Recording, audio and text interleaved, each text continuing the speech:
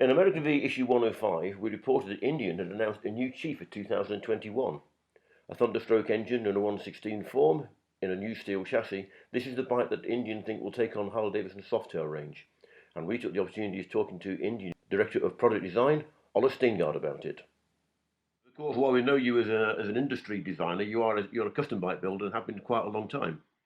Yeah, I mean, well, that's how I got started, right? Mm. Building custom bikes and choppers. Well, I'm from Sweden. You know how it Yeah, is here.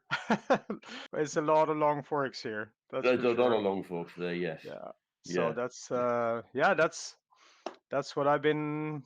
That's what got me going, and eventually I connected two and two, and because I've always been drawing as well, right? Drawing and Mm. sketching. That's why I reacted to all the artwork, Yeah, and eventually I put the pieces together and realized I could actually draw what I wanted to build, and yeah. and that's what kind of took me to where I am today, I guess. Mm. So yeah, Because of course, while we all know the R5 picture, and the R5 is a masterpiece, you actually yeah, came that from was India. But you came from fun India project. before then, because you were over at Gilroy with Tim Prentice, weren't you? Yeah, yeah, yeah. And Tim, that's so Tim was helping us a little bit at that time. He was freelance. mm, Um, and this is really weird, but Darren Caddis and Greg Brew, who's my boss today, yeah, is the VP of, you know, Greg. Did you meet yeah. Greg? I met Greg at the 2013 relaunch. Yes. Yeah.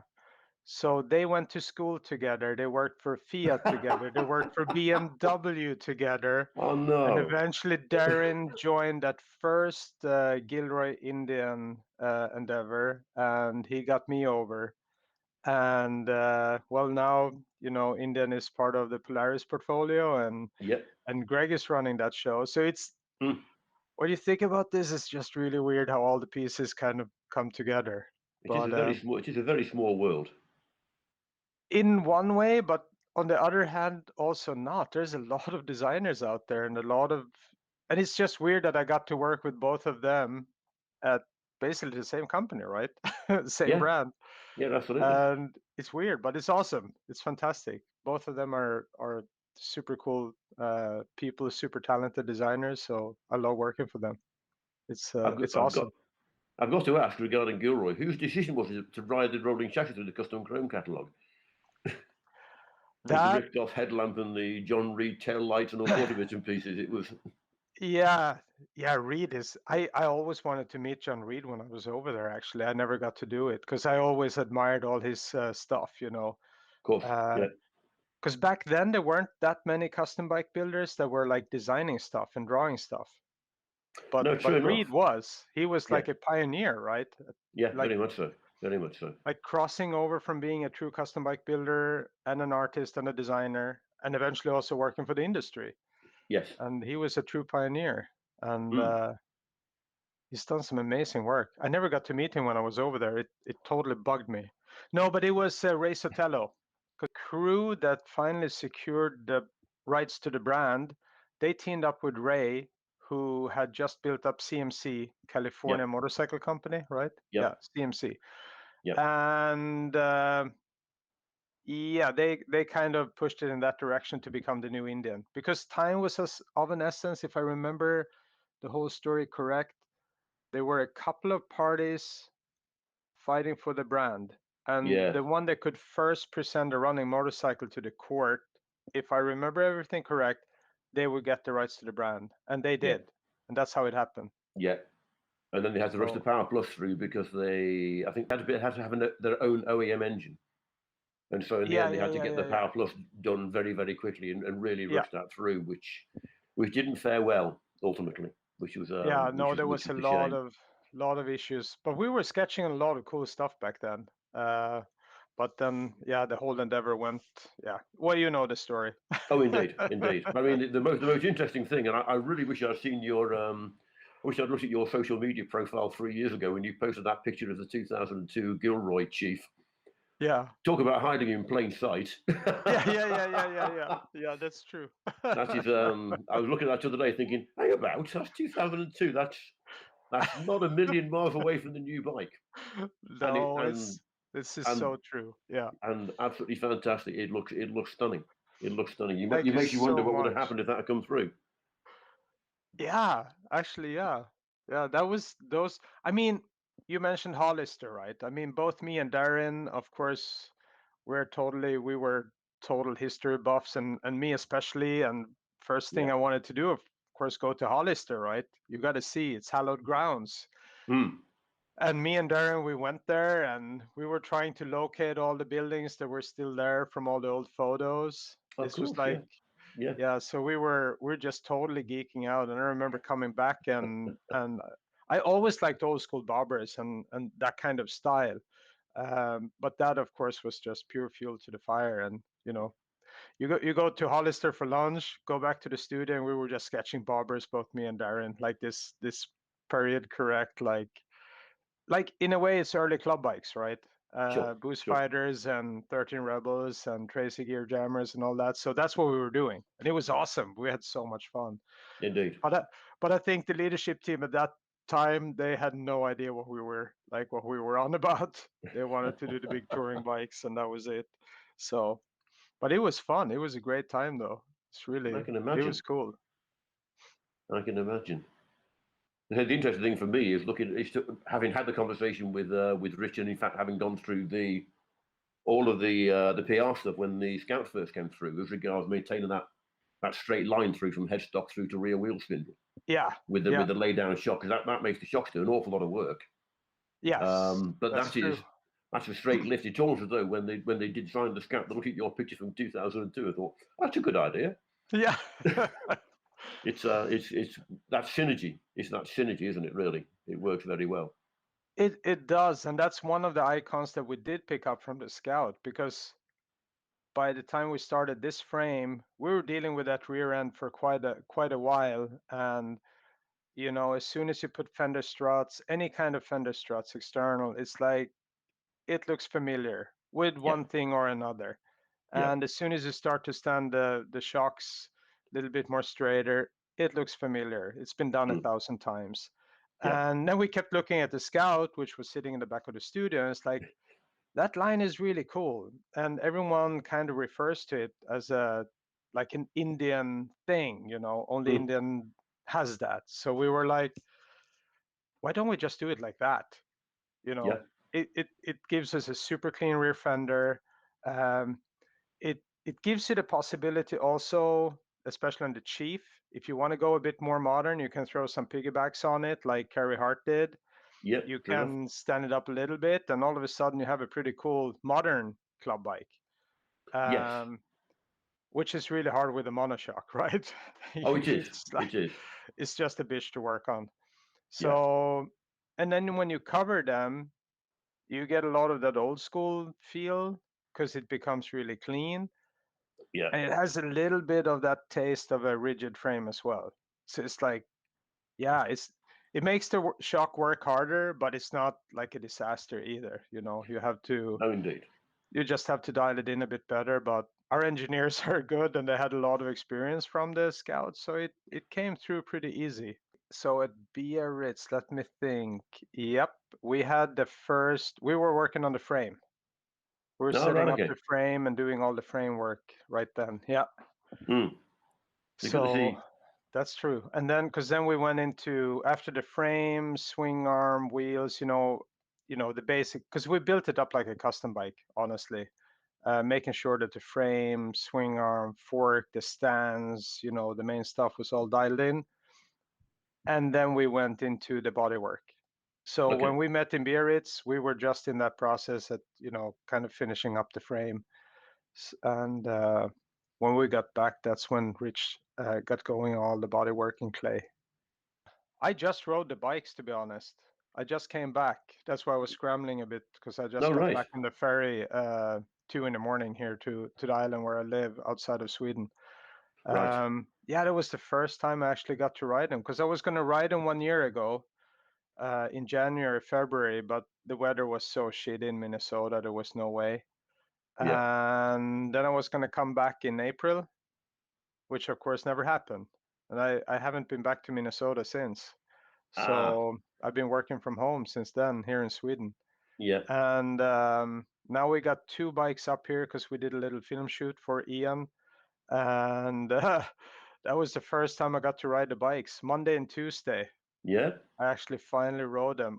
It was it was super emotional, to be honest. It was very, very emotional. But yeah, they ride really sweet, super, super sweet. good. So No, it that's was a good and lot of encouraging. fun. Yeah, it Mm. was fun. Have you ridden them? Have you had a chance? No, I understand there's a couple of pre-productions in the UK, but we haven't had a chance to go and even look at those yet, let alone. Apparently, I'm maybe going to see them next week. Cool. I'm going to pick up the vintage Dark Horse because that is I think Steve's running that in at the moment. Yeah, And we had a long-term vintage last year with the black leather, so it's going to be interesting seeing the Dark Horse without the yeah, white walls, without the laced wheels, like yep, a nice white, clean, practical motorcycle. yeah, yeah, yeah, yeah. So we're going to go and play with that, and also the 116, which will be nice. Yeah, that motor So rocks. yeah, Holy. I've played with that in the Chieftain, but not in anything lighter. So No, that's going and to be a you lot of fun. can, when you put it in these chassis, okay, you have the three different modes, which is kind of good because Yes, the sporty mode is pretty hot. Like I really like it. I like it hot. It makes you want to ride like a proper hooligan. good. And yeah. Looking But when forward you to go to that. the when you go to the middle mode, it's like it's just super sweet. You know, Mm, it's less aggressive and it just makes it, yeah, it's just really sweet. It's a different kind of motorcycle, so that you can really feel the difference in the modes. But when you go on the sporty one, I really had a lot of fun. It was it was awesome. Well, Ian's seen some of the footage. I'm sure you could. He can he can right. approve that it was we had good times. We set It a is. couple of tires up in smoke. Let's say that. It's a big motor, right? And it has a lot of torque and Mm, quite a bit of horsepower. And now when you have like compared to Roadmaster, almost 100 kilos less. If yes. you go into the town and stuff, it's well, unless you ride really aggressive, when you just turn it into that middle mode, then it just becomes super sweet. It's super easy to Yeah. cruise in the city between cars and stuff. And when Yeah. you go in the hot mode, you just you just you turn into a hooligan. You're gonna lose your license in no time, kind of thing. But it Ride it was like you awesome. stole it. I loved it. I loved it. It was great. Good. So I'm looking forward to that. yeah. Did you do much to the motor itself? I mean, obviously the 116 on the touring platform still has the down firing exhausts. So you put new heads on there. We Did you have? actually the actually not really because the homologation is set, so you can't mess too much with it.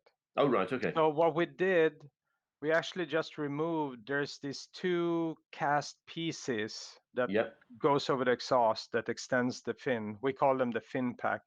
Right. Uh, we removed those because we wanted to expose the exhaust a bit more. Mm. And we added a bracket in the front of the bike. So that Oh right. bracket in the front of the head is also carried through on the other bikes, but it doesn't do anything to homologation. Oh right. So Okay. these are kind of, let's call them external uh, cosmetic things. But we needed that front head mount for this frame. So those were the only changes that we did actually. Oh And right. then of Okay. course we have a different muffler on it. That's why you see the Sure. numbers are a little bit different, but the main homologation is still the same for the EU5. And Right. yeah, Okay. it's a really tricky part, this whole EU5, right? So Oh, indeed. Yes. what I'm most stoked about, and I've said this many times, is that we achieved the numbers. You know, we have 168 newton meters in torque and I think it's 88 horsepower, and we don't have an oil cooler. Because you see, I mean, you know this. I mean, you see all the other big V twins out there. They're experimenting with oil and water Oh yeah, and all and galleries and things. yeah, a lot of stuff to meet Yep. the numbers, to meet the EU5, and I I think it's pretty darn cool. I gotta say it also speaks volumes about our engine guys that we achieved all this and we don't even have an oil cooler. And as a custom guy, you know, it's a small detail, but I think it's Mm. really fucking cool. Oh It's yeah. like, No, absolutely. Absolutely. and yeah. But So it's nice having the semi-dry sump, so you haven't got to worry about the oil anywhere else. You have got a completely self-contained powertrain, haven't you? yeah, So yeah, everything's there. You can always kind of take it out and kind of, okay, let's put into that frame over there, and yeah, you've got all the mechanics all in one place. yeah, and it makes it super easy to work on. I mean, I had these two bikes that we were riding over the weekend. I had them at the club where I'm part of Plebs Choppers. So of course we had to take them apart. We had to check them out. Ian said he wanted some footage when we took the tank off and took the fenders off. So so we did. We are like, okay, this is legit. We can do this. And it was really cool just to take them apart and see how easy they came together. Because I wasn't part of the final solution of every bit and piece, Sure, you can't be everywhere. because of the Corona situation and stuff. Mm, So I was very pleased that basically every solution for all they picked the easiest one to work with. So that was pretty cool. yeah, So yeah, it was great. It was a lot of fun just taking it apart and checking it out. And what I kept telling Ian too is, especially when you take the tank off, it's just two bolts in the front, and you can slide the tank off, two hidden bolts inside the tunnel. You take the right. tank off, and the whole wire loom is routed inside the top tube. Now that's one thing from the original concept drawings of the frame that really attracted me, because we've been banging on about this for Sportsters for so long. Because Yeah, you got an ugly chunk of conduit or a fishnet plastic thing down the side of the frame to hold the wiring harness, and you got this huge, great big empty steel pipe. yeah. Why not use it? And it's so good to see you using it, and also to incorporate that within the design. It's just it doesn't look like there's no compromise in there. It is a beautiful thing as well. The ideal combination of things. It is aesthetically pleasing and it is functional. What's I not to think, like? and there's no weird big square tubes or pressings or it's everything is cast, forged, and tubes like Yeah, old school. I don't know. Like today, it's like people just forgotten how to do that simple stuff. And again, I have to say it speaks volumes of our team because I think you can only do this stuff when you're a really small team. And we were like 10 guys, maybe, a couple of, you had one or two frame guys, one or two from the motor side, Rich and me from the design side, one modeler from our side, and a couple of architect engineers that look over the whole thing, and one guy yeah, for the fork, one for the swing arm, and you have like a super tight team of like 10 people, hmm. and I think then you can do this stuff. Yeah, Otherwise, it just gets too big and too complicated. You kind of lose track of everything, but yeah, it was really cool. And now especially I saw the pre-production bikes, but I never got to ride them, and now you see the final bikes that rolled off the band and just take it apart, and I don't know, it was like unveiling little presents every time you took another part off. It was really cool. yes. So I had a great time. And of course, it's great to have a single top tube on there and have a decent sized fuel tank without losing too much in the spine.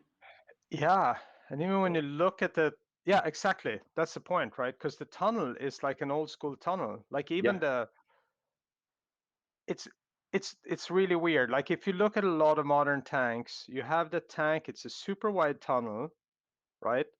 And then you add a piece that holds the rubber bung. So it goes inside the tunnel. But right there you lost 2 liters. yeah, And on our tank, the the slot for the rubber bung is just pressed into the tunnel. It's yes, like keep it simple. yeah, It's like absolutely. and all of a sudden you can just push everything together. It's a And you sore look at it, point. it's like, yeah, just why not? Yeah, That's the easiest way to do it. So, but it worked really well, and it was yeah, we had a ball taking it apart. Probably too. And of course you start thinking, oh dude, it would be so easy to have like a little peanut tank on here. That would be really, it's easy. You can buy an aftermarket pump, one of the small ones, and chuck it in there, and yeah. you're gonna have a pretty badass chopper, in no time. Oh, This can indeed. work. Because obviously this is going to be a new platform. It isn't just going to be those three bikes, is it? There's so much potential within that to do Yeah, more. and that's why we wanted to keep it simple. We wanted to make sure that the base is really good. So you have a nice, clean, good proportioned frame, all the bones in the right places. Yeah. If you dial that in right, that can live for a long time and you can build anything out of it, right? So Mm. that's what we were thinking. Like we didn't want to lock us up anywhere.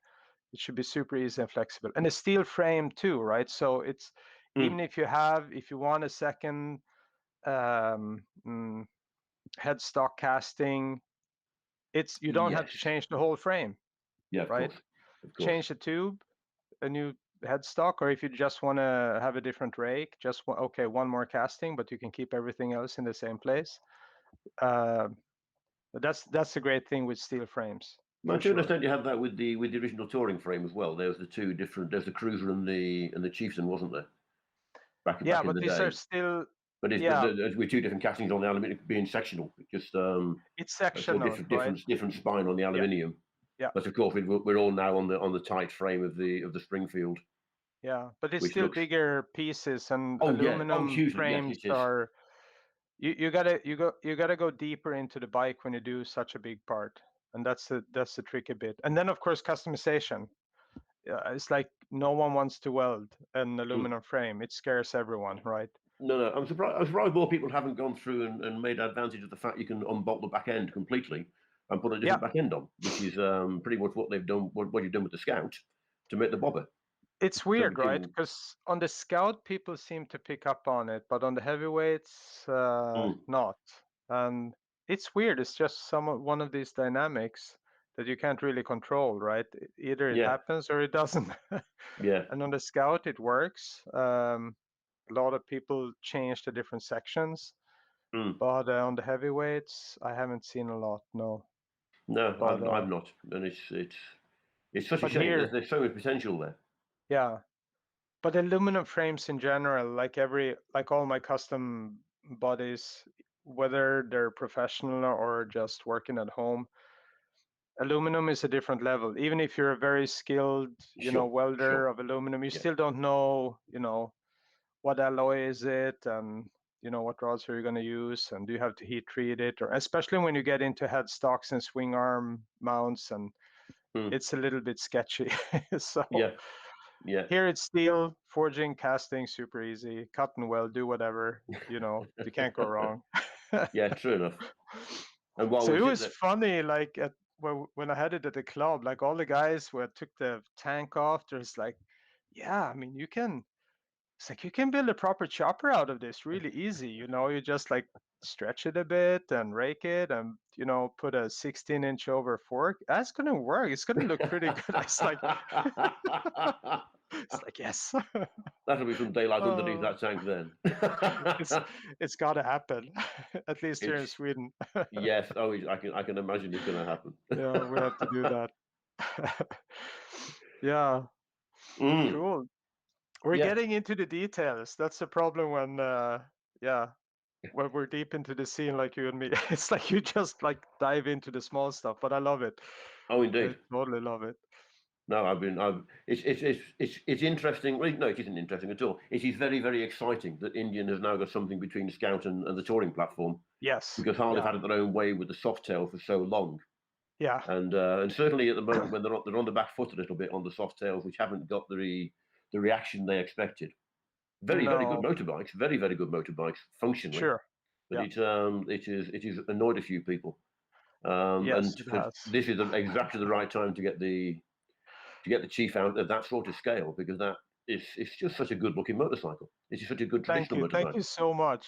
And you see me smiling a bit, but of course, well, without saying anything, of course, they left one of the goals completely open. And I mean, yeah, we just walked in there with the chief, right? The Oh, basic chief. absolutely, absolutely. And mid-mount pegs, cast wheels, and just basically pushing all those buttons that the younger crowd wants these days. And they want to be Mm, able to change the piggyback yeah, shocks. yeah, They want to put an upside down fork on it, maybe. mm, And you can, I mean, to me, that's also what we aim for with the whole platform, to find that balance where if you want, you can go super chief. You can really have that early 40s, late 40s, early 50s kind of bobber style, Yeah. but you can also bring it all the way to 70s, 80s style with a chief. When guys like Perovitz and Ness and even Perry Sands, when they started experimenting with all the high performance parts like cast Sure. wheels and mid mount Yeah. pegs, Yeah. and then from there, it's like actually super easy to just, like I said, piggybacks, upside down forks, maybe 6-pot calipers and a club bike fairing, and boom, you can just wheel it into the future, you know. Mm. Yes. And we really tried to get, to have that base, make sure all the bones were in the right places so you can cover that whole span of well, basically like really cool bikes throughout the Yeah. history, right? That kind of style. But we definitely wanted to do. We didn't want to go long fenders or deep fenders, No. or this is an homage to the whole bobber customs chopper scene, Yeah. And it doesn't and go with it. that's what we wanted to do. And there was a Mm. lot of chiefs. I mean, you have to dig a bit harder because there was not so many chiefs, obviously, that people could chop and bob. But Mm. there's quite a bit out there when you start to dig a bit deeper, and we had those on the wall. Those were the inspiration, right, for us. And there's when you dig a bit deeper, you find quite a bit of them, and they're pretty badass. Because most people Mm. only know the vintage Chief, balanced fender, beautiful streamlined shapes, Yeah. um, but they kind of forgotten the whole that people were building bobbers and customs, and they stripped them and took parts off and cut them down and chopped them, and then a totally different kind of bike emerged, right? And it's like Yes. badass, it's mechanical, it's raw, and they were fast. Like Mm. you could ride them really hard. Oh, So indeed. Indeed.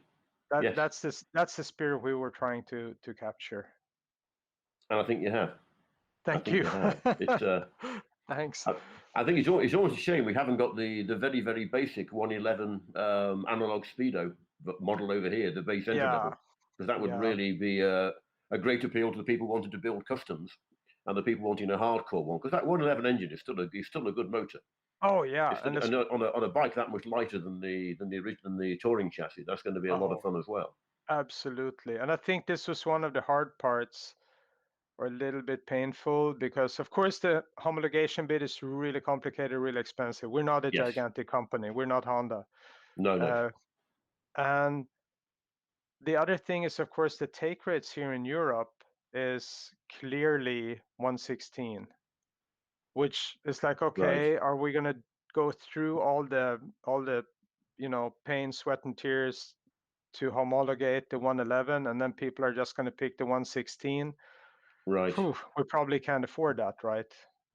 And Um, I know there's some question mark over the FTRs because the base model of that hasn't been as successful as the more expensive ones.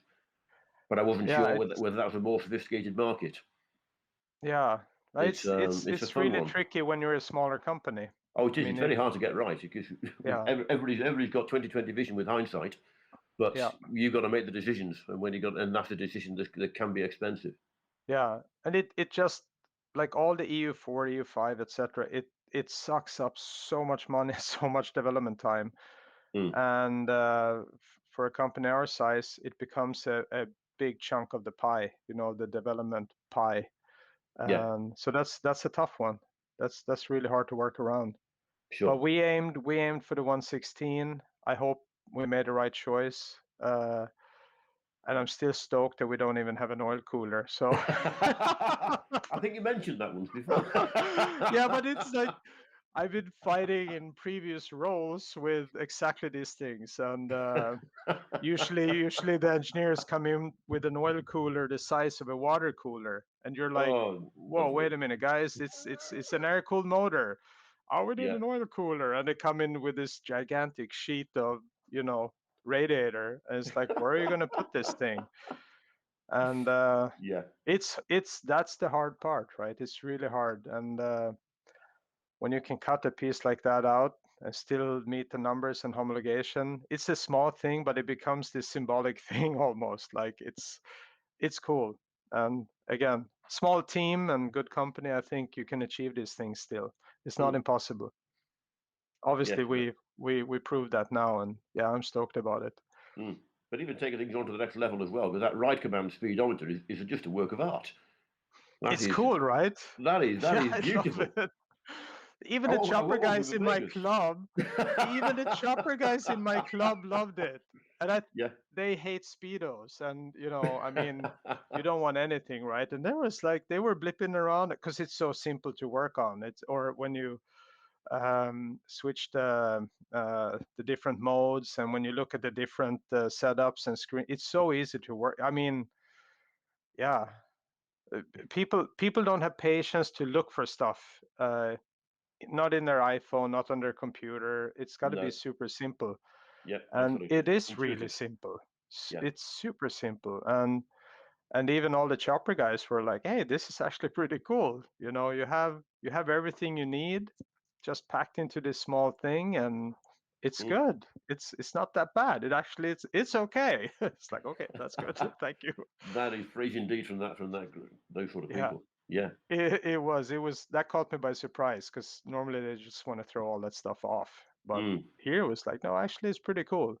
And they even liked when they turn it off, it just turns into this black screen, like a black iPhone screen.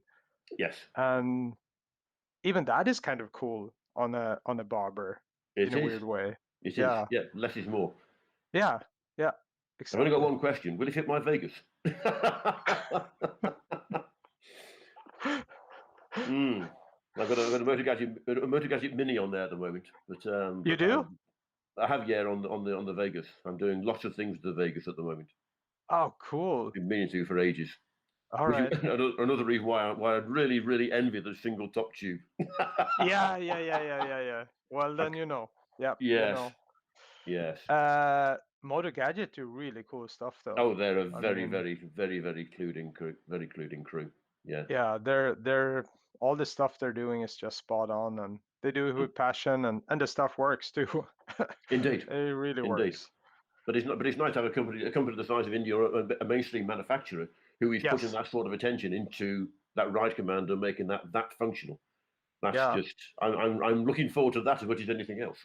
Yeah. I still want the bare bones one, but a 116 engine and that ride command, that's going to Yeah. be a blast. I'm looking Yeah. forward to seeing how people respond to that because it's just Me too. yeah, And yeah, also when you work, when you uh, get to lay your hands on it and ride it, I'm really curious what how you feel about it, and also the different bikes. I'm very curious. I'm gonna stay yeah. tuned. So I'll we are definitely. talking to Steve, trying to get all three at the same time, and Steve, myself, and my tech editor, who's Yeah. very interested in that as well. We're going to try and get the three out at the same time. We just go and rattle some windows. Cool. Cool. Cool. That would be good fun. Lot of video cameras on that, but Awesome. yeah, that I should be a can't lot of wait for fun. that. Can't wait for that. Nor can we. Nor can we. Cool. Fantastic. Thank you so much. No, thank you. It's good to get some of your time and to catch up properly. We didn't quite get the chance to at Biarritz. There's so much else going on. Yeah, there is like pretty crazy, but now we had a better reason too to talk about something. Oh, indeed, So, indeed. No, but it's a funny thing. Like when I talk to guys like you, we always like go so deep into the details because that's what's matter to us. You know what I mm, mean? Like yeah. the round top tube and all the small bits and pieces. Like you're the only one who caught that we actually took away the fin pack on the cylinders. No one has seen that yet. No, right. Or cylinder, sorry, yeah, the heads, yeah. Yeah, no one caught that. It hasn't even been mentioned. Didn't get that question from anyone. My tech editor's got a real downer on those down firing exhaust. It robs the power, he says. Oh, yeah.